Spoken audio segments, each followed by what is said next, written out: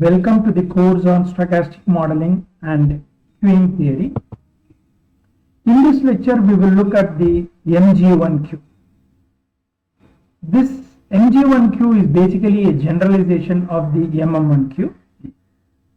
In MM1 queue, we assumed Poisson arrival rate of the customers, and the service rate of the customers are exponential in nature, with a single server and infinite waiting space.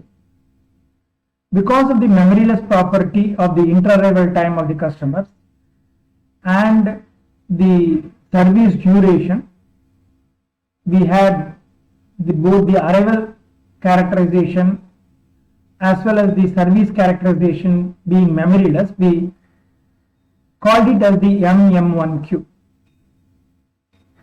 If you want to generalize this concept and relax the assumption that the Markovian property always hold good, then first we will look at the way the service is characterized.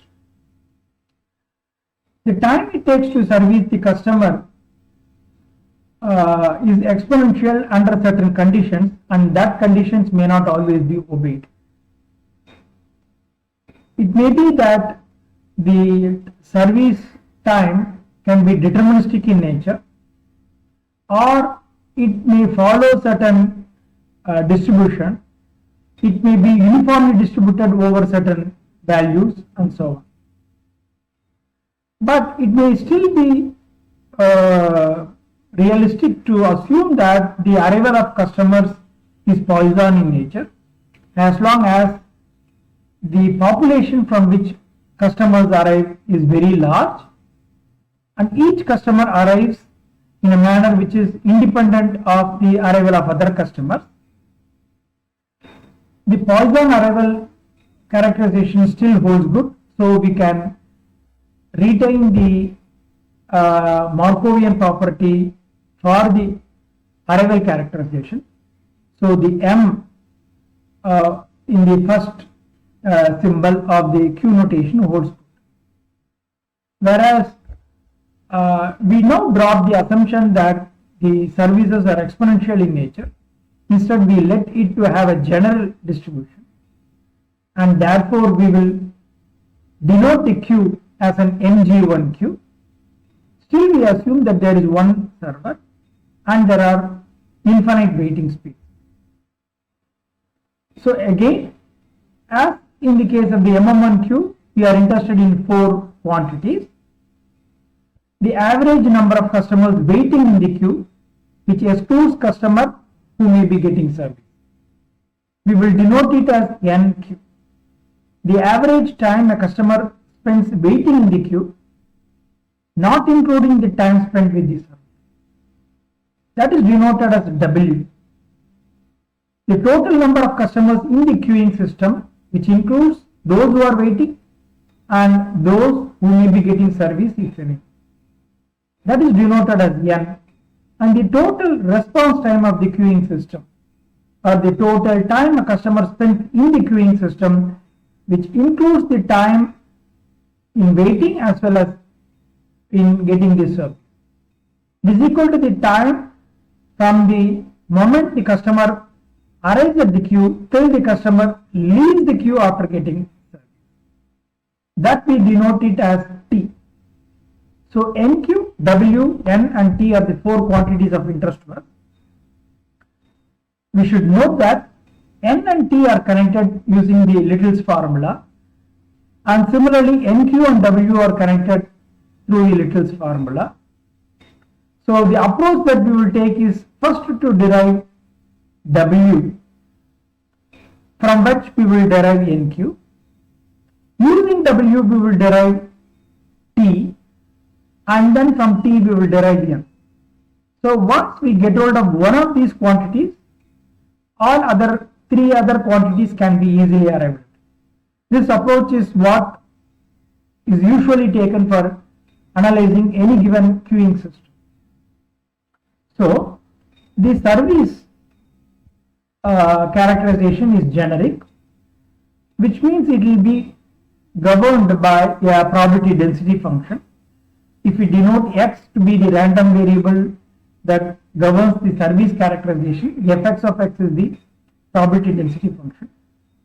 We still assume that the service time, the time taken to service a customer, is independent of the time taken to service other customers. So the service times are independent of each other. They are also independent of the queue length and the arrival characterization.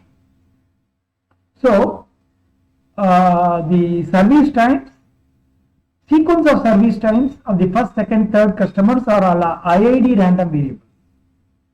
Independent, we also assume they are identically distributed. But the only main difference with respect to MM1Q is they are not necessarily exponential. They have a generic distribution, and whose density function is what we call it as fx of x. It so happens that in order to derive the quantity n, t, n, q, w, fx of x need not be known.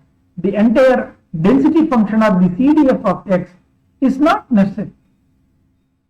We will see that there are only two characterization of x, the service time, that is required. They are the first moment and the second moment. If we denote x bar to be the expectation of the service time and x squared bar as the expectation of the square of the service time or the second moment, they are enough to find out w and hence other quantities like n cube, n and t. So we assume that we know x bar and x squared bar. So x bar is the mean time taken to service a customer. If you denote by mu the service rate, the rate at which customers are serviced, then x bar is equal to 1 over mu. Note that by using the symbol mu, we don't in any way assume that the service distribution is an exponential one with a parameter mu. Mu is a symbol just being used to denote the service rate, and that is inverse of the expected service duration. So we now derive NQ, W, NT for the NG1Q. We will now look at the ith customer who arrives at the time t. Then we would like to know on the average how long the customer has to wait in order to get the service. The customer would arrive at an arbitrary time t, and how long the customer has to wait is what we are basically interested in. If, let us say, we designate the tagged customer who has arrived as the ith customer, then Wi is what we call as the waiting time of the ith customer, the time the ith customer has to wait before getting into the service. This is the quantity we will try to find. Its expectation is what we will later call it as W. Now, when the ith customer arrives, the situation may be the queue may be empty, in which case there is no waiting time. The customer can directly get into the service. Or there can be some customers already waiting. If there are some customers who are already waiting, then definitely one customer would be getting service, because the servers are always busy as long as there is at least one customer in the queue. Okay, it is never the case the customers are waiting and the server is also idle. So when the ith customer arrives, in general there may be a customer undergoing service and some of them will be waiting. We would assume that it is the jth customer, j less than I, who is getting service, and j minus I customers are waiting and the ith customer arrives. Now, what would be the time it takes for the ith customer to start the service. Then the ith customer has to wait for the current customer getting service, which is the jth customer, to complete it, and then wait for all other waiting customers ahead of the ith customer to complete their service. Now, how long on the average it will take for any one of the waiting customer ahead of I to finish the service? That is easy to find. We know that. It is nothing but x bar, because that is the expected time it will take for any given customer to get this service. So if you know the number of customers who are waiting ahead of I, not including the one who is getting service, each one of them will take x bar amount of time. So multiplying it by the number of customers who are waiting, we can estimate this waiting time. This part of the waiting time, to be precise. There is one more part, which is the time it takes for the current customer, jth customer, to complete the service. We will call that as the residual service time. That is the time it takes for the customer currently undergoing service, call it as J, to complete as seen by the arriving ith customer. So this is not necessarily equal to x bar, because the jth customer would have halfway through the service. It is only the remaining time we have to find out. That is why we call it as the residual service. How do we measure the residual service? It is in general difficult to characterize the residual service time, because it will depend upon when the ith customer arrives during the service duration of the jth customer. If the service durations are exponentially distributed, then by using the memoryless property, given that the jth customer has already spent some time with the server, the remaining duration jth customer spends to complete the service will still be exponentially distributed with the same expected duration. So it is easy to characterize that also. That is why MM1Q becomes very easy to handle. Whereas in the case of NG1Q, at an arbitrary time when the customer arrives, the residual time is not easy to characterize. So to picturize here, you have a new customer who has arrived. There are some customers who are waiting, 3 in this figure. There is one customer who is getting service. We call the customer getting service as the jth customer, the customer who is arrived as the ith customer, and there are j minus I customers who are waiting. Then, if you look at the queue from the start, from the arrival of the first customer, when the first customer arrives, the queue will be empty, and directly the X1 customer can get into. The first customer will spend some time, which is the service duration of the first customer. We will call it as capital X. This is the random variable governing the service duration of the first customer. Then X2 is the time the second customer spends with the server. We will call it as X2. Then X3, X4 are the successive service duration of the first, second, third, fourth customer, and so on. These random variables X1, X2, X3, X4 are all IID random variables. So we have a stochastic process governing, denoted by Xi, I is equal to 1, 2, 3. They are all IID random variables whose characterization is what we know partially. We do not know the PDF of it, or we tell them we don't want it just to compute NQ, W and so on. What we need is only X bar and X squared bar of this general distribution. So, let us assume there are n customers in the queue. So, the number of customers in the waiting in the queue, n is a random variable. And let's say for the ith customer, the waiting time of the customer in the queue before starting the service is called as Wi. And the ith customer will see a residual time jth customer spends with the server, and that we will call it as Ri. Again, we have used the notation I for it because it doesn't matter which is the actual jth customer who is currently undergoing service. What it only matters is that how much time ith customer perceives as the residual waiting time of whichever may be the customer who is currently undergoing service. That is why we again use the subscript I for that. That is the residual service time as seen by the customer or whichever may be the customer who is currently undergoing service.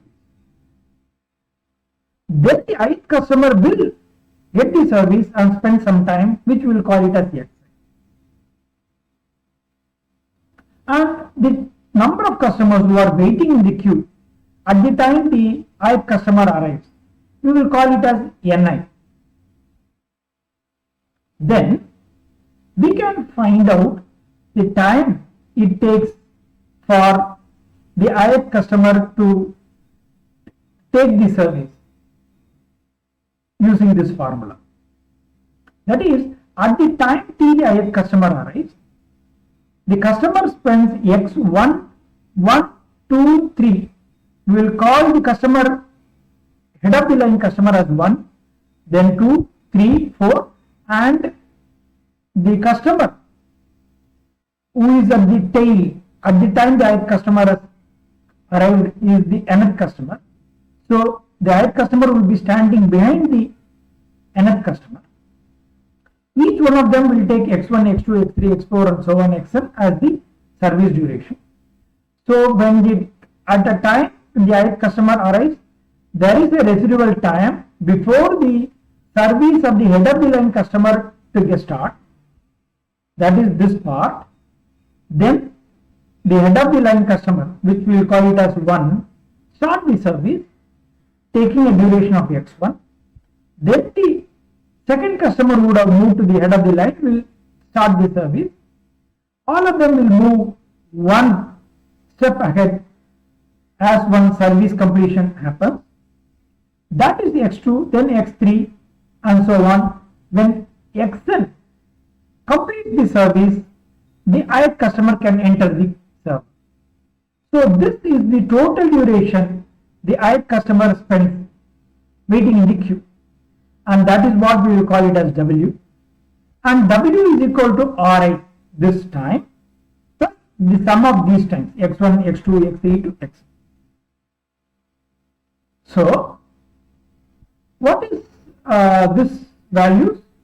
This is sigma over xj. J is equal to I minus Ni to I minus 1. So when the ith customer comes, before that will be the I minus 1 customer. If there are n customers who are waiting, then the jth customer will be I minus nth customer. So J is the I minus Ni will be the customer who will be in the head of the line. J is the index running through this. So this is what we need to find. Note that x1, x2 to xn are IID random variables, and it is the sum of random number of identically IID random variables. So if you want to compute the average waiting time W, then we have to take the expectation of this equation. Taking the expectation, we will have expectation of Wi equals expectation of Ri plus expectation of the summation. If you look at the summation, it is a random sum of random IID random variables. That is, each one is a random variable, but it is IID. whose average values or expected values are all same, which are all x bar. But the number we have to sum, the number of terms we have to sum is also a random variable, which is what we call it as Ni. So by Wahl's theorem, which we will see later, it is equal to the expected value of x bar and the expectation of Ni. So it is x bar into expectation of Ni. Now if you take the limit I tends to infinity, that is, we find out for compute this quantity Wi for a large number of customers, then the averaging process will be right, okay, and then the time average will boil down to the expectation. Then we can replace expectation of Wi as simply W, and expectation of Ri is the average residual time an arbitrarily arriving customer will find. That is, a customer arrives, the customer sees a residual time of the currently undergoing service. This will vary from each customer to other customers. They are all R1, R2, R3 and so on. You have to find the average. That is what we call it as R. Then x bar is, we know, is nothing but 1 by mu, the inverse of the service rate. And expectation of Ni. Ni is the number of customers who are waiting in the queue when an arbitrary customer, ith customer arrives. If we take the expectation, and that is what we call it as the NQ. So it is, we can replace E of Ni as NQ. So here we have got this NQ because by definition E of Ni is NQ. Now we can apply the Little's theorem, and we know that NQ, N subscript Q, is nothing but W into lambda. Lambda the arrival rate and W the average waiting time in the queue will be equal to the number of customers in the queue.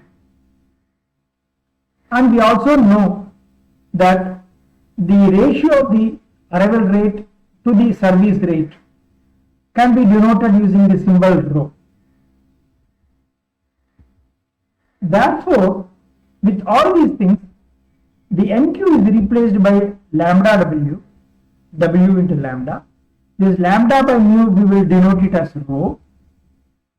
Now, taking this W rho to this side and taking W as the common, we will get W into 1 minus rho equal to R, or W is equal to R divided by 1 minus rho. So our job with which we started off of finding W is now easy only if and only if you know R, because rho is a parameter of the system. It's simply the ratio of lambda by mu.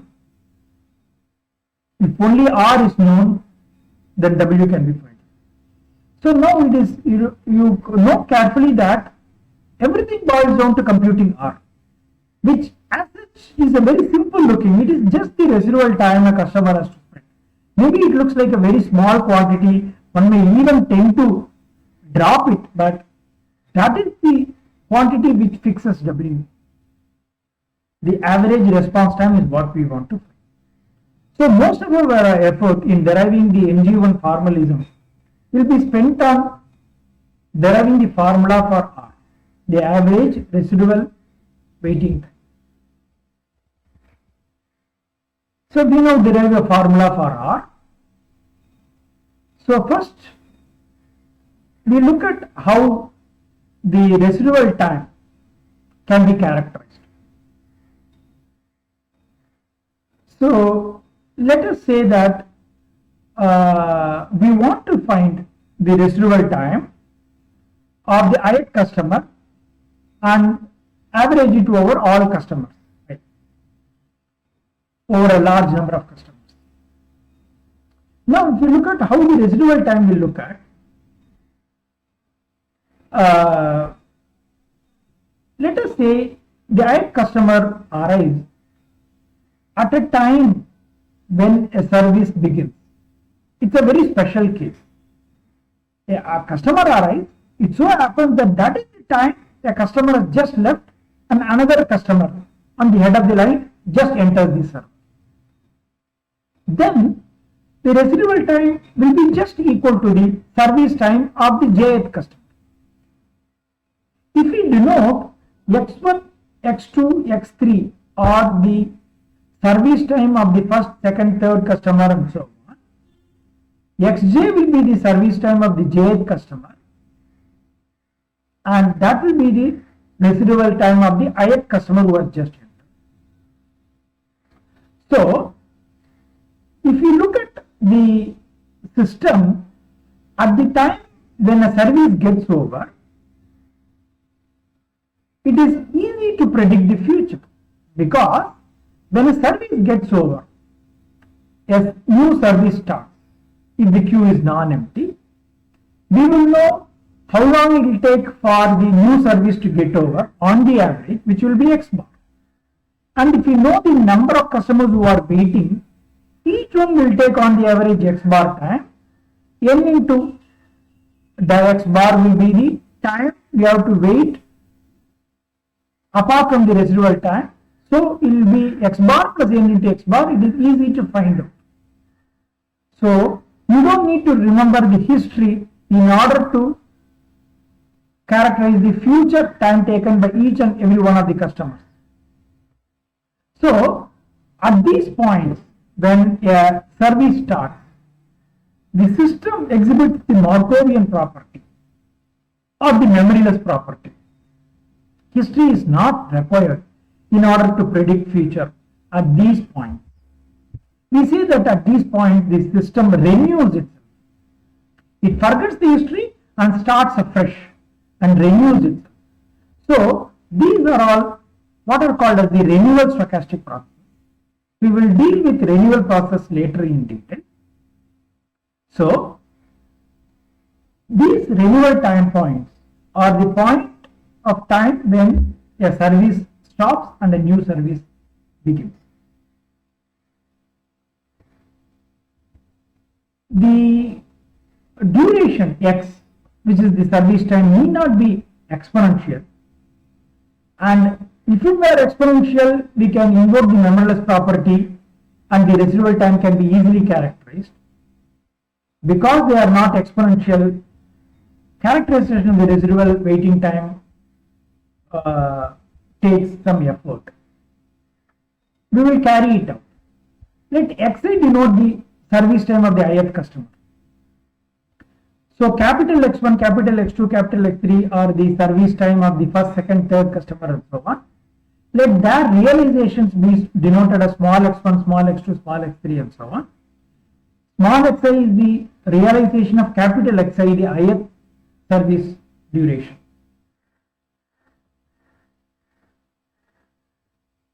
So if the customer arrives, the ith customer arrives, then the service of a customer just starts. Then the ith customer will see as the residual time the full duration of the currently undergoing service. Okay, let us denote, sorry, here we have to call it as j. We will call it as r of t will be equal to xj, that is the jth customer's service, full thing. Suppose a customer arrives little later by a time t after the beginning of the currently undergoing service, then what will happen is the residual time will be the current service time, the realization of the service time of the current service realizations minus t. Okay. So x, the residual time will have a linear relationship as time progresses. To be more specific, if a customer arrives at the time when a service starts, then the residual time will be equal to the full service. If a customer arrives at a time t, time units after the start of the service time, it will be xi minus t. If the customer arrives just before the end of the service, then the residual time is 0.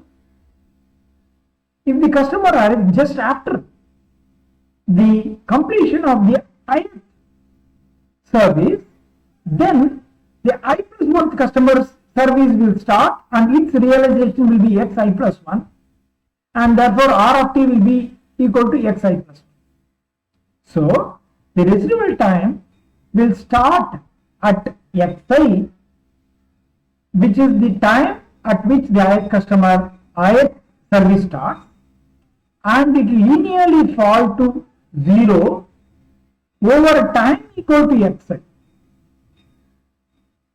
So this line will be such that the base of this triangle will also be equal to xi, the height will also be equal to xi. This is the point when the ith service starts, therefore its realization xi will be the residual time. When the arrival time is separated by t, then instead of here if it delayed by t, then the residual time will be xi minus t, and when it is delayed by xi itself, it will be xi minus xi, which will be equal to 0. So it will be triangular in nature, a right angled triangle, height equal to xi and base also equal to xi. This is true for x1, x2, x3 and so on. Suppose we have a duration where q is non-empty, then the residual time plot, if you plot residual time R of t against t, capital R of t against t, or the realization R of t against t, they all will be a sequence of right angle triangle one after another. Their heights will be different. They all will be the realization of x1, x2, x3. Whose average value and the second moment are the only thing that we know. So it will be x1, the next one will be of height x2, third will be of height x3, then x4 and so on.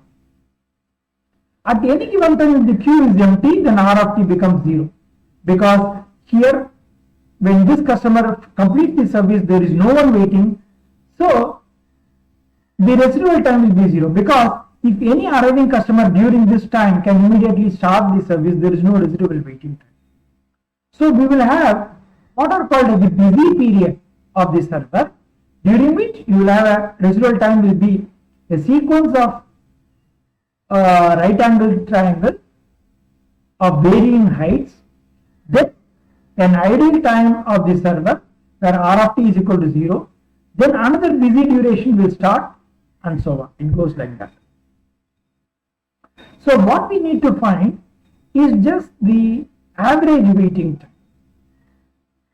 So it's nothing but interval 0 to infinity R of tau d tau, not infinity, actually interval 0 to capital T R of tau d tau. In the limit t tends to 1 by t, in the limit t tends to infinity. You take a very long duration of time, find the area under the R of t curve, and then divide it by the time duration to get the average value. So if you assume that if you do an average average R will be some value of this kind, some value here. Now what we will do is we will take a very large duration between 0 and small t, and let us assume that in that duration m of t customers have arrived. Then for each arriving customer, the R of t curve will have one right angled triangle,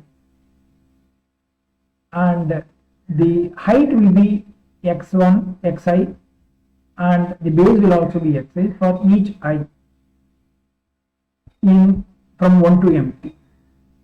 So the area is the sum of the area under each of this right angle triangle.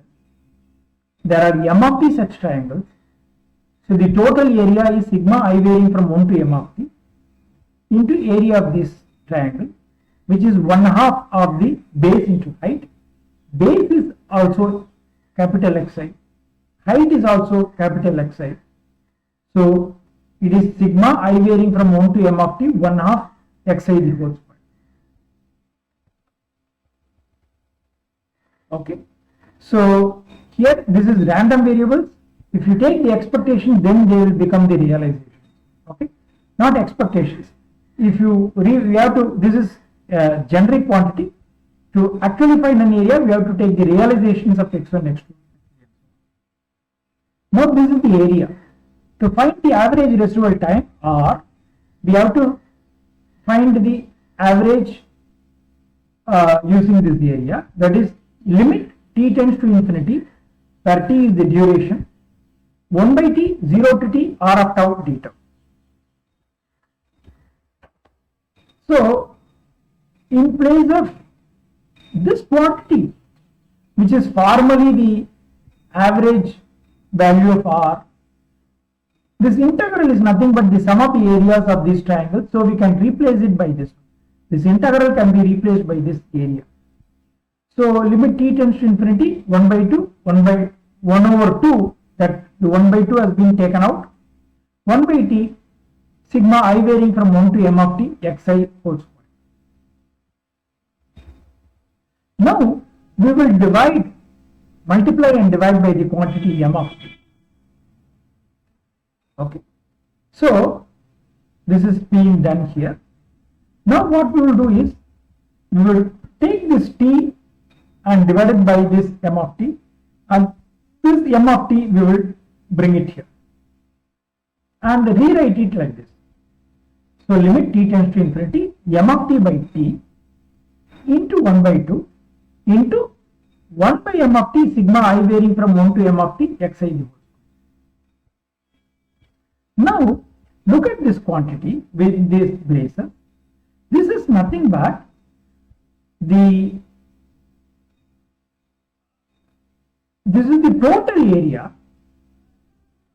Okay, and what we are doing is the number of customers who have arrived in the interval 0 to t, we are dividing it by, which is m of t. So what is this quantity?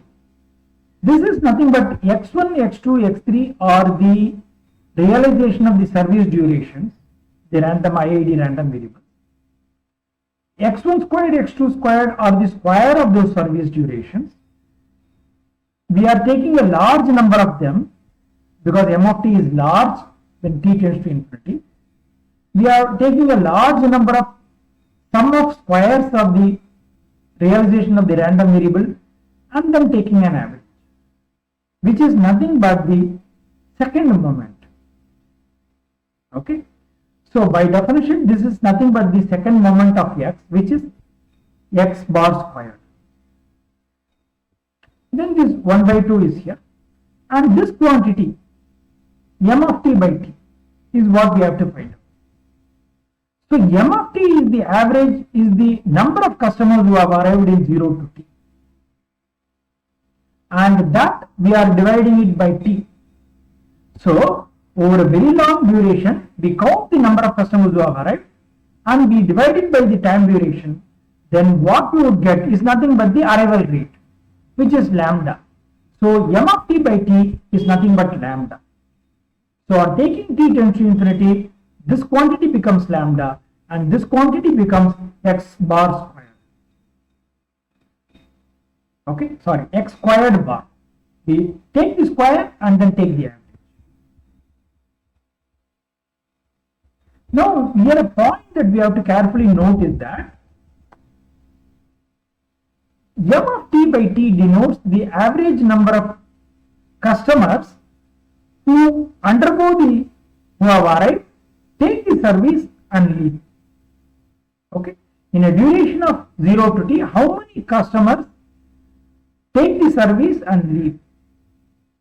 And we say that this rate of the number of customers who have taken the service in the duration 0 to t is lambda.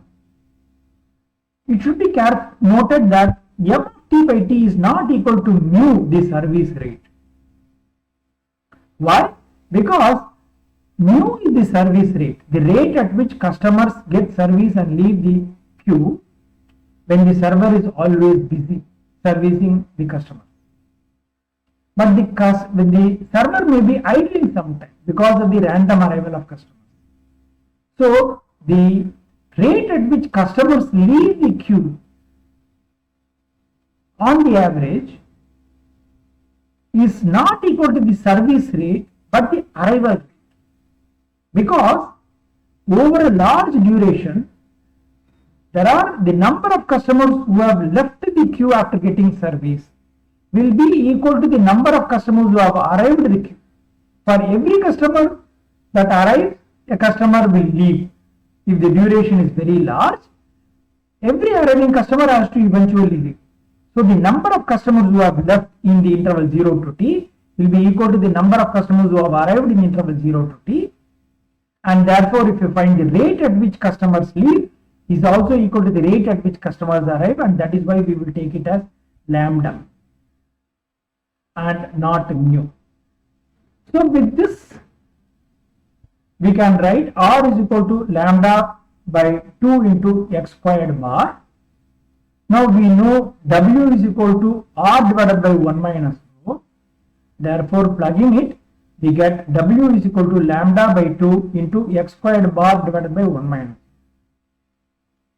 This formula is called as the Polzak-Khinchin formula in memory of the mathematicians who have derived this formula.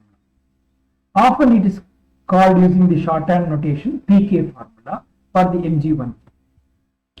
Once we know W, we can find out nq using the Little's formalism. Nq is equal to lambda into W.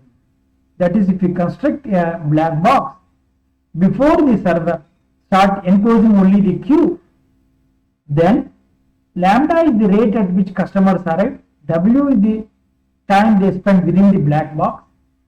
So the number of customers within the black box on the average will be equal to the arrival rate times the average waiting time in that black box, which is just the queue.